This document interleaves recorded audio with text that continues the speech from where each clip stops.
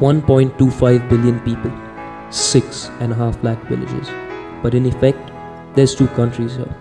First, the India we know, urban India, and then Bharat, the vast expanse that does not have much parity with India.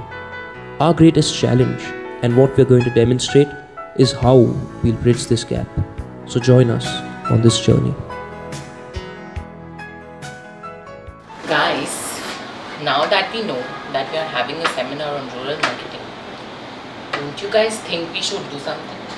Yeah, why not? Because I still haven't understood anything about rural marketing. That's why not. Hang on, Anupriya.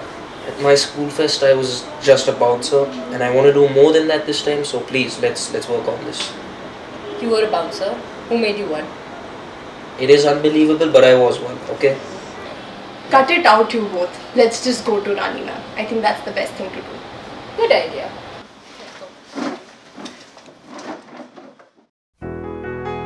So, a curious bunch of first years went to Dr. Banerjee for some advice. Your enthusiasm is good, but what I would suggest is just divide yourself into groups and go into the villages and talk to people, talk to women, talk to children, talk to shopkeepers, and then we'll talk again. Let the data speak. We went to a lot of villages and we saw a lot of different things. Several differences, no homogeneity. Enthusiastic kids with as much talent as us, but they just didn't have the same access to technology and information as us. And honestly, we felt that they deserved as good an opportunity as us.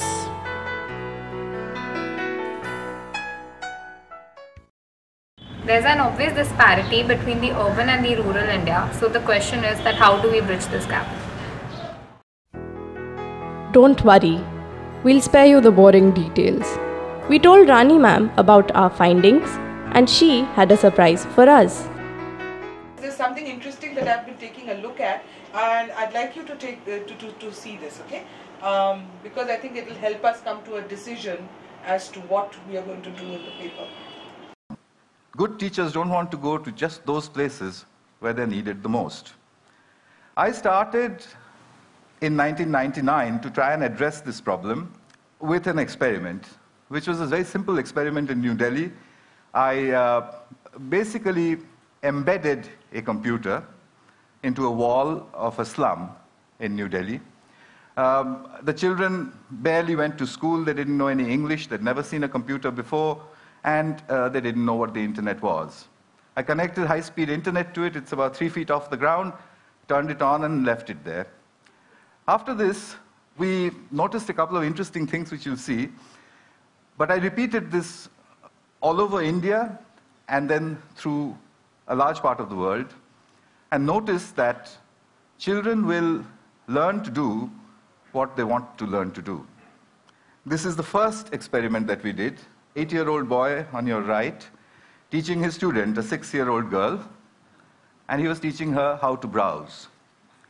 So at the end of it, we concluded that groups of children can learn to use computers and the internet on their own, irrespective of who or where they were. Sugata Mitra's findings really inspired us to dream, and dream big. We had an interview with Miss Monalina Banerjee of Weaver's Studio, and what she said is that the biggest problem that we have with regards to education in rural areas is that good teachers just don't want to go there. There is no incentive in terms of pay, in terms of working conditions. Why would you want to go there? The government has taken initiatives, they've made it compulsory, but that doesn't motivate these teachers much to go there. And another problem is that, yeah, primary education is there. It's great, theoretical knowledge is good, but what is needed most, the need of the hour, is practical vocational learning. So, technology is the key, but which technologies can we realistically use? If we can't take teachers to the villages, then what should we do? In this era of digitalization, we have lots of technologies available. We have the OLPC by Professor Nicholas Negroponte. We have the talking book concept. We have the hole in the wall concept by Sugata Mitra. One of the available technologies is the talking book. These refer to pre-programmed computers that basically aim to educate through audio. It's a low-cost computer that should really help illiterate people to learn and hence earn. These have very long battery life and can be used in almost any language. They speak to their users and hence provide much needed vocational education. Apart from such technology which is easily available, we also have state-of-art technology made available to us by like of Nicholas Negroponte. Say hello to the XO, a computer unlike any other designed specifically to work in tough conditions and remote areas. It comes packed with software and activities to help kids learn, explore, create, and share. No matter what language they speak or where they live, the XO connects them to each other, to the world, and to a brighter future. However, we still weren't convinced, and then we saw this. Rugged, because these are kids after all, and kids tend to be, well, kids. Low cost, so we can make a lot of them, for very little. Low power, so even in places with no electricity, it can be charged with alternate sources like solar power. Connected, so kids can access the internet, share files with each other, and collaborate on projects. The XO also has a screen you can read in direct sunlight, because many of the children we reach go to school outdoors. The XO comes with a built-in webcam for pictures and video clips and a ton of education-focused software. All these features and many, many more add up to one incredible result. When the XO comes to a classroom or village, kids get engaged, inspired. They go to school more often and stay there longer. They draw pictures, play music, make movies, write stories. They figure out how to do new things and begin to teach each other, and even their parents. With the XO, kids learn to solve their own challenges, and one day, they might even help us solve ours. If the technology is available and it is the answer to bridging this huge digital divide that we have between India and Bharat, then why isn't it happening? If we've got these technologies, we've got these people from MIT taking initiatives and designing such brilliant devices like this one laptop that becomes a television, etc. Why exactly are we not being able to implement this? We have the technology, we have the will, but frustratingly, we don't have the support. The government of India has failed to act on Nicholas Negroponte's offer and has still not brought the XO to India. The Akash tablet, our technological alternative, has been shrouded in controversy and its effectiveness is in doubt. According to Mr. Satish Jha, head of OLPC India, the tablet will probably be obsolete by the time it is in mass circulation. Moreover, it is aimed at the wrong age group. We researched more than ever before, and the future seemed bleak until we've shown that 4-year-olds are actually better at finding out an unlikely hypothesis than adults are when we give them exactly the same task. So in these circumstances, the children are using statistics to find out about the world. But after all, scientists also do experiments, and we wanted to see if children are doing experiments. When children do experiments, we call it getting into everything, or else playing. And there's been a bunch of interesting experiment studies recently that have shown that this playing around is really a kind of experimental research program. Here's one from Christine Laguerre's lab. What Christine did was use our Blicket detectors, and what she did was show children that yellow ones made it go and red ones didn't, and then she showed them an anomaly. And what you'll see is that this little boy will go through 5 hypotheses in the space of 2 minutes.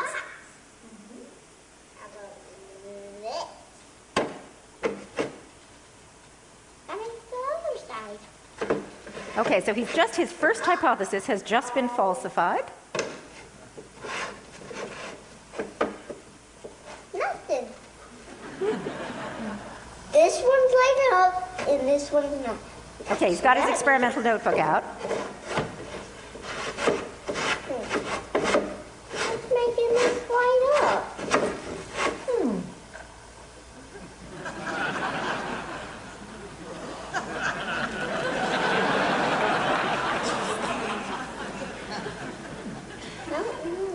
Every scientist will recognize that expression of despair, right? it's because this needs to be like this, and this needs to be like that. Okay, hypothesis 2. That's why. Oh.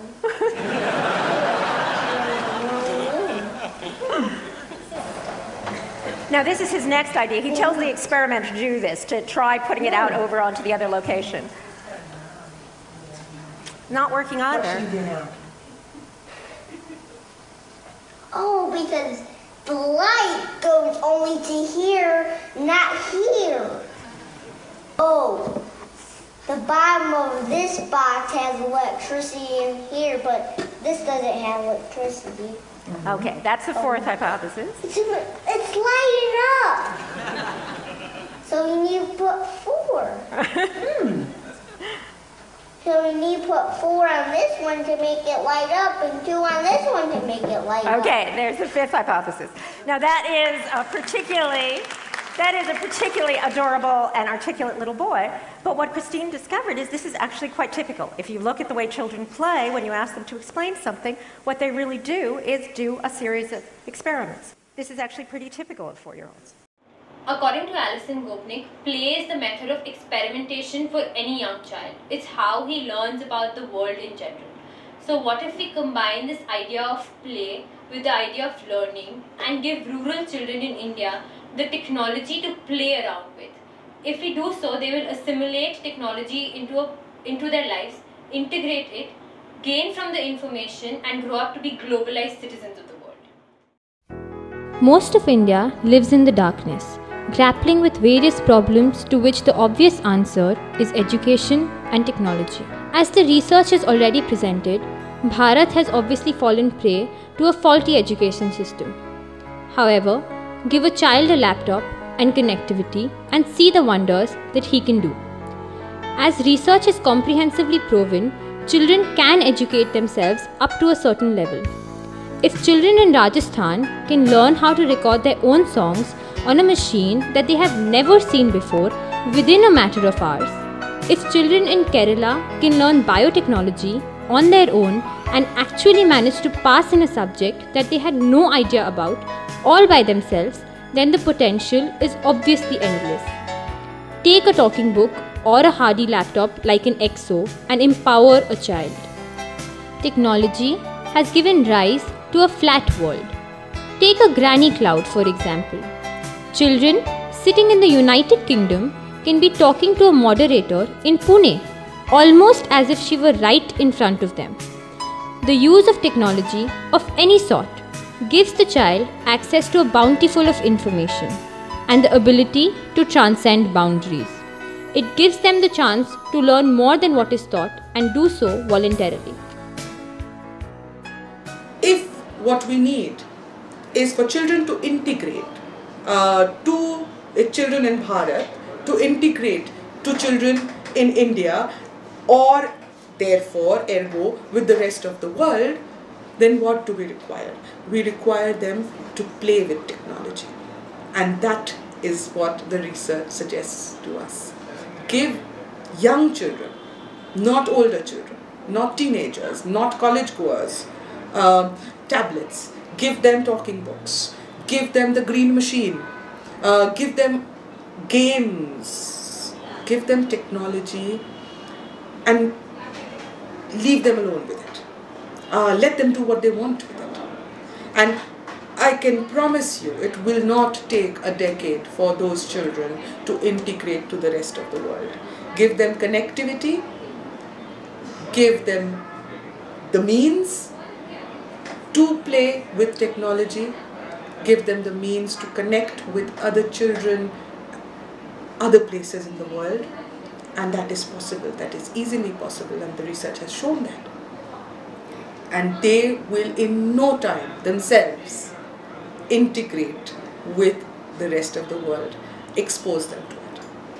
And that's what we are asking of corporates today.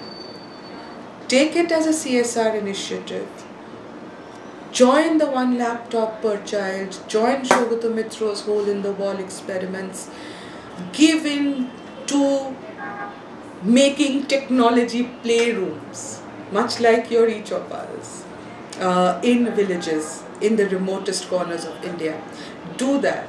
Make sure every child has access to technology and leave it there with that child.